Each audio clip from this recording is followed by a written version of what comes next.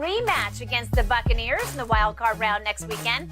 Dallas, a 3-point favorite, according to Fox Bet Sportsbook. But of course, Brady has a perfect record versus Dallas. Shannon, what's your early gut feeling on this game? Skip, it's not good. Skip and I've been talking about this for like 6 weeks. I said the best situation for the Cowboys to finish in the 5 spot, finish run-up in the NFC East, play the Buccaneers, the 4-5 matchup. That's a very favorable matchup. That was a bad loss yesterday. Skip, it's one thing to lose. It's another thing to look horrible in losing. In the last game of the season against a division opponent, and you look like that, that's what you put on tape. That's the thing that Tom and the Bucs going to be looking at. Man, look how bad this team with so much to play for. You don't know what's going to happen. But you played like you were like, man, we never might as well just go on to Tampa. Mike McCarthy would have come out better just sitting those guys down. And that way we wouldn't have had to see this performance. But we saw it. It's too late. It's water under the bridge now, Skip. This was horrible. Dak threw his 15th, his league-tying 15th interception, and he missed 5 games, extending a streak of 7 consecutive games in which he's thrown at least 1 interception. 3 pick sixes in his last 4 games. Skip, come on. And this is what we do know. He's only played 4 playoff games, and he's thrown at least 1 interception in 3 of the 4. That doesn't bode well.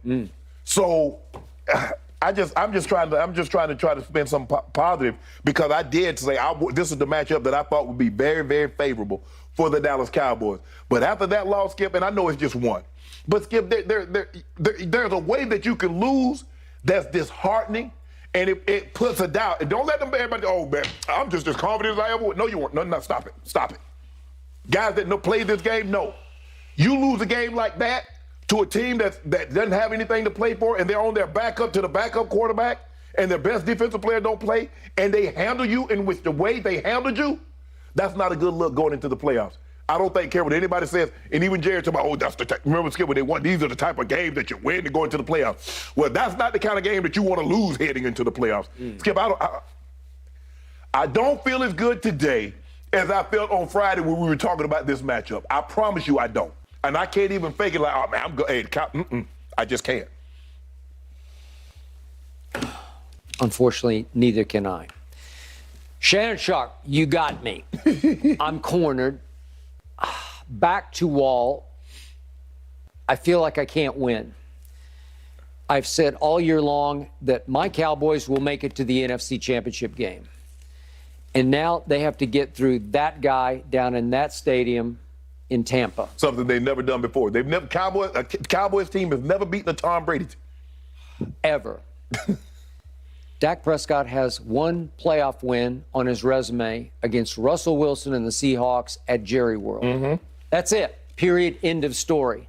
The guy down there, albeit at age 45, has won 35 playoff games, including 7 Super Bowls out of 10 Super Bowls. Yeah. The guy down in Tampa, I always tell you, you just got to be careful with him, because he's the one guy you should never bet against.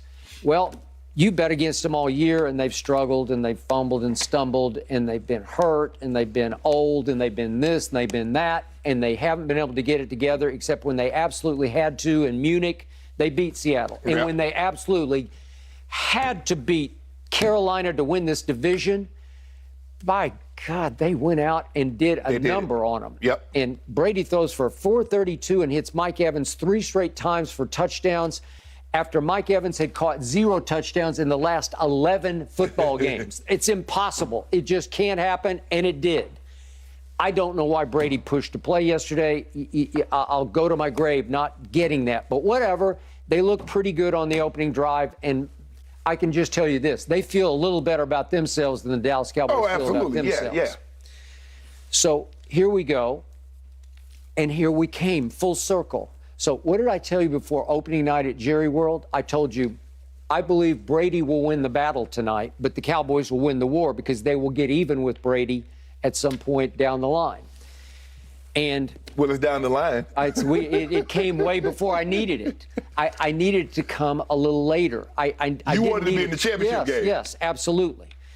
So now I look back at what happened on opening night, and it's just like aberrations are everywhere, because playoff Leonard Fournette, on opening night at Jerry World, He ran for 127 yards. It's by far the most he ran for the whole year. The next on his list was 71.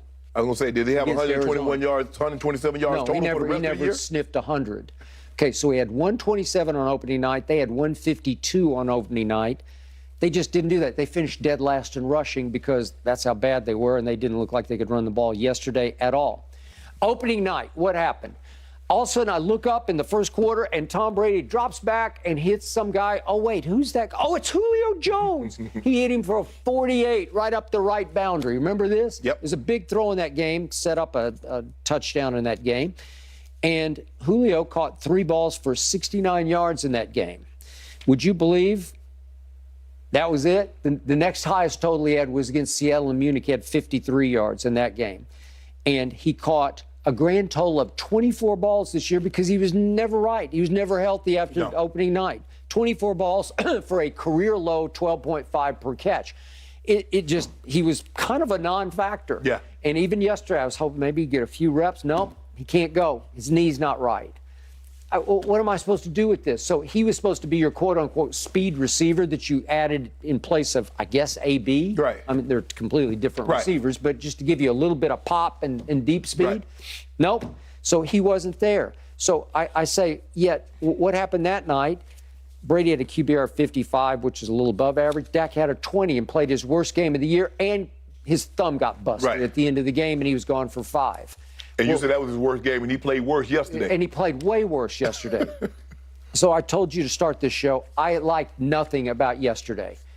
I hated that they actually keyed into this game, and the quarterback said last week, we need to go win a football game. We need to show people what we're capable of. And to your point, you mentioned CeeDee Lamb's talking about, we haven't played our perfect game yet, but we're one play away from a perfect game.